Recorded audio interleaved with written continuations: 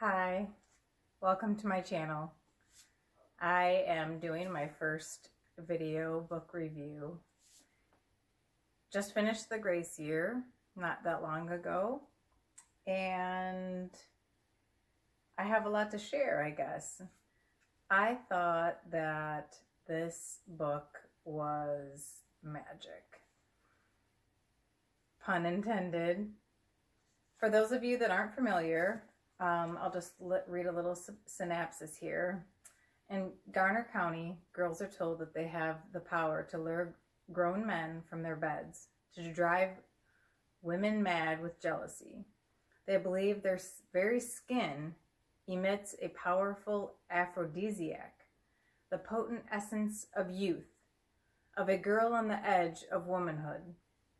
That's why they're banished for their 16th year, to release their magic into the wild so they can return purified and ready for marriage.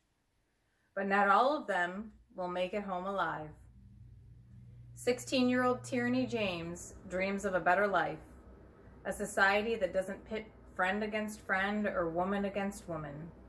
But as her own grace year draws near, she quickly realizes that it's not just the brutal elements they must fear. It's not even the poachers in the woods, men who are waiting for a chance to grab one of the girls in order to make a fortune on the black market. Their greatest threat may very well be each other. And there's more, but I'm not going to read it all here. So, amazing, okay? Lots of spoilers coming ahead. So if you don't want to know the ending or significant parts about this book, then end it now. Pause it, come back later after you read it, and then comment below what your thoughts are. So, brilliant.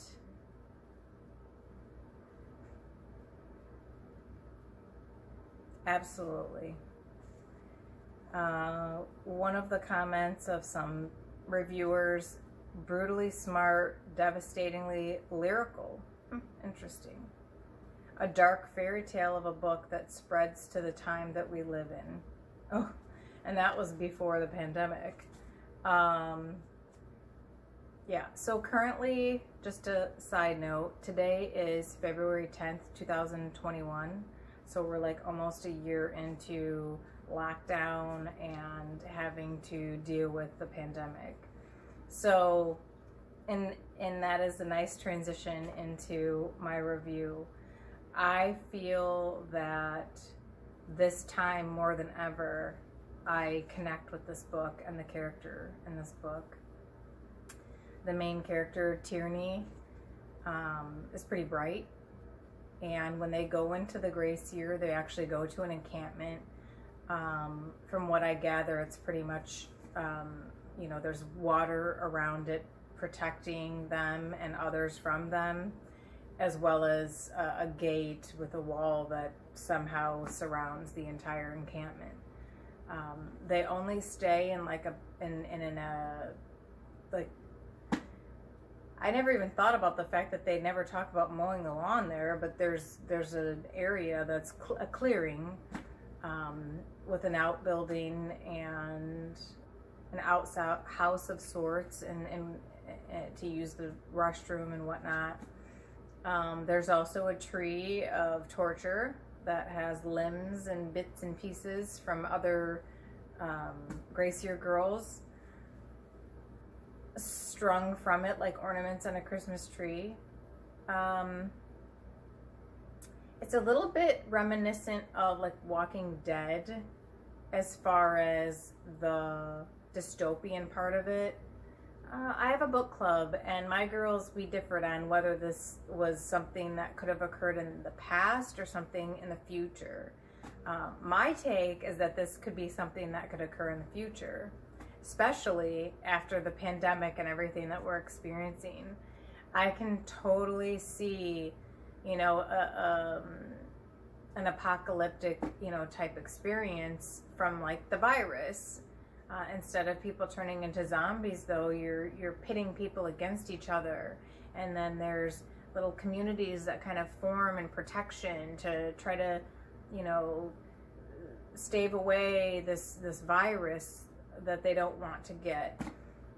And then within that community, a leader will rise up and come up with his or her own rules and guidelines, just like keep making these Walking Dead references, but like Rick in The Walking Dead, you know, he had 3 questions or something like that he would ask people when he would cross them, and one of them was, how many people have you killed? How many walkers have you killed? So there's this leader that will emerge from this apocalyptic type event that changes the world as we know it. So I can see this happening in the future, especially if, you know, people aren't able to man the electric. You know, something happens where even people are so sick that there's no one to run our power plants or, you know, create certain products that are needed.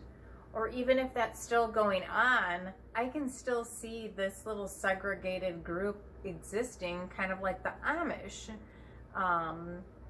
you know, where they're just staying in their own little bubble to be safe from this virus out there, if you will. Let me just, you know, use COVID-19 as a example. So that's my take, is that it could be potentially something that could occur in the future.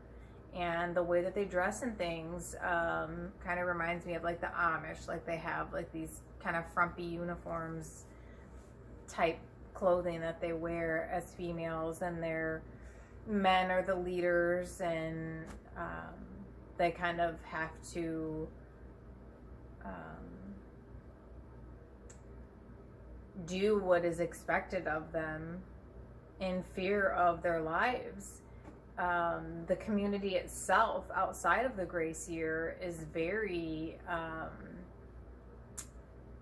quick to judge and quick to punish. As in, you know, something as simple as becoming pregnant and not knowing who the father is, or getting pregnant before you're married, that's instant, like, hanging. Your death is inevitable. That's it, you're done. Little crimes, men are castrated.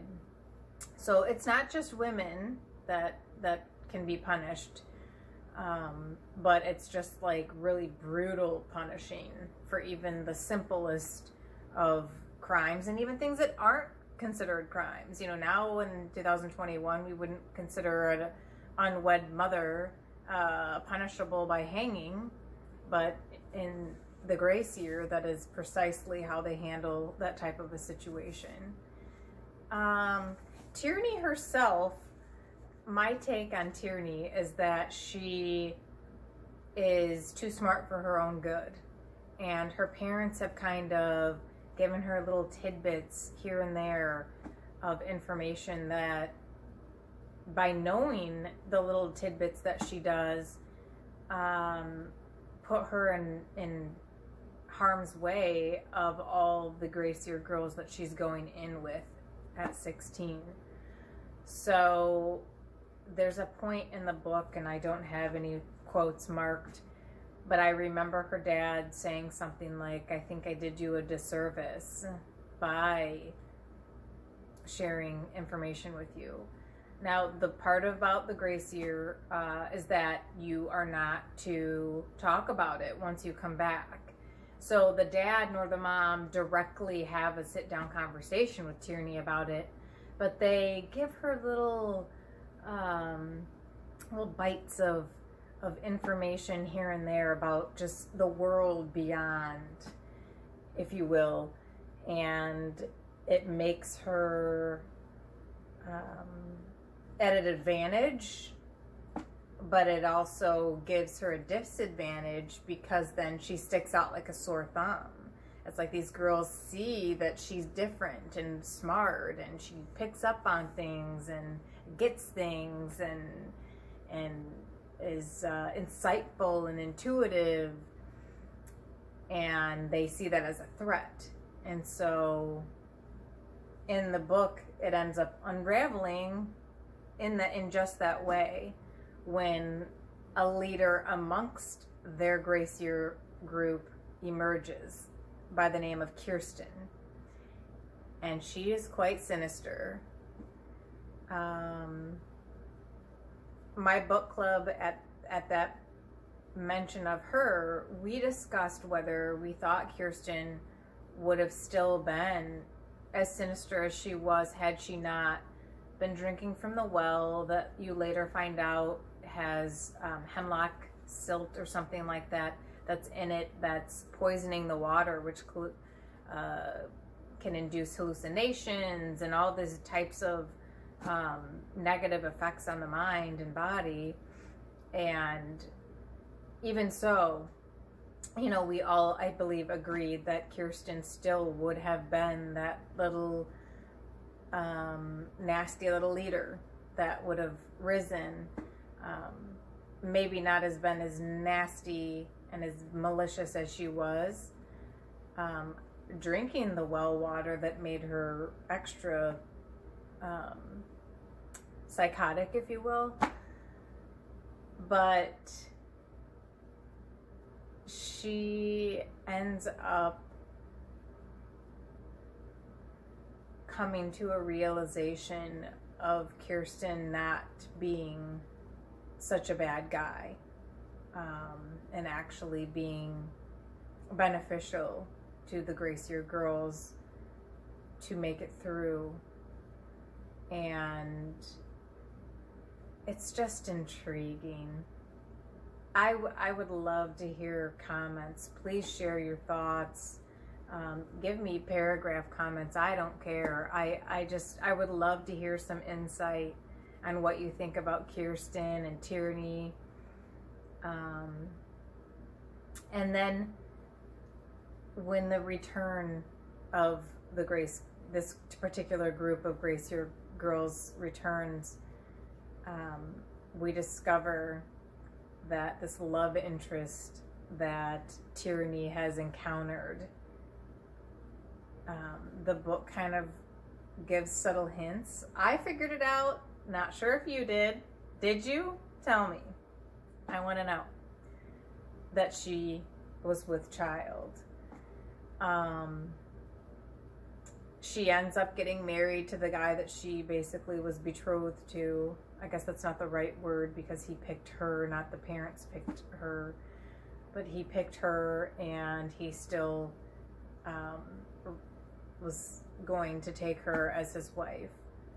Now, my question to my viewers is, do you think that at the end, the very end of the book, and I'll read it, is the same interpretation that I came up with?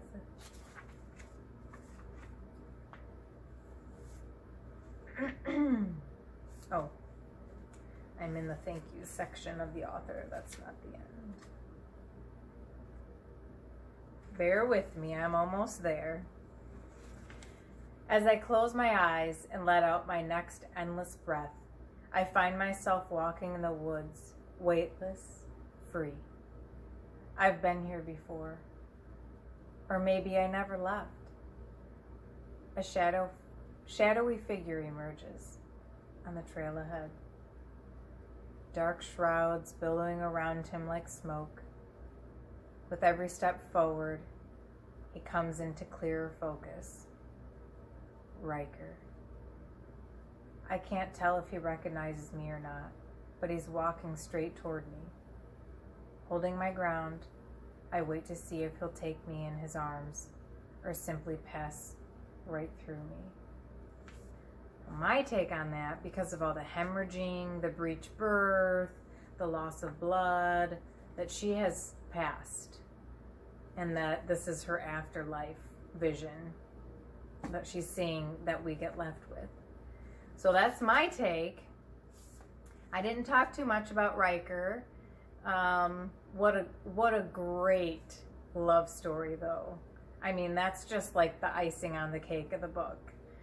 I could see this being another book made of their child together and what she does growing up, maybe, or what's happening in their community by the time their daughter is of grace year age, and if the grace year is still occurring like it did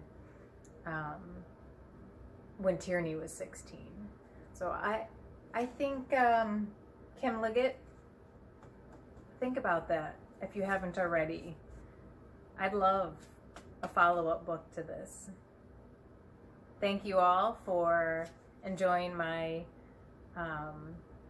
review and sharing my thoughts on this book. Please share yours in the comments and subscribe, like, share my channel, and